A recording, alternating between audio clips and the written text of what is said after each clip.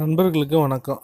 வீட்டு முறையில் நாட்டுக்கோழி வளர்ப்பு பற்றி தொடர்ந்து நம்ம சேனலில் வீடியோ போட்டுட்ருக்கோம். அந்த வகையில் வீட்டில் சமைச்ச சப்பாத்தி பார்த்திங்கன்னா மீதம் இருந்தது. இதை நம்ம கோழிகளுக்கு கொடுக்கலான்னு எடுத்துகிட்டு வந்திருக்கேன்.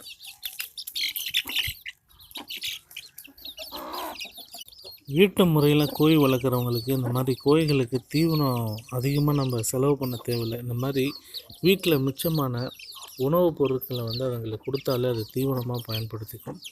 வீட்டு முறையில் வளர்க்கக்கூடிய கோழிகளை எண்ணிக்கை பொறுத்து நம்மளோட தீவன செலவுகள் பார்த்திங்க அப்படின்னா அமையும். நீங்கள் வீட்டு முறையில் வளர்க்கக்கூடிய கோழிகளுக்கு என்ன தீவனங்களை தீவனமாக கொடுக்குறீங்க அப்படின்றத இந்த வீடியோக்குள்ளே கமெண்ட் செக்ஷனில் தெரியப்படுத்துங்க. கோழிகள் பார்த்திங்க அப்படின்னா தன் தாய்க்கோழி தன் குஞ்சுகளுக்கு இந்த சப்பாத்தி எப்படி சாப்பிடணும்னு சொல்லி கொடுக்குங்க. இந்த காட்சியை பார்க்குறப்ப அப்படியே மனசுக்கு ஒரு மகிழ்ச்சி.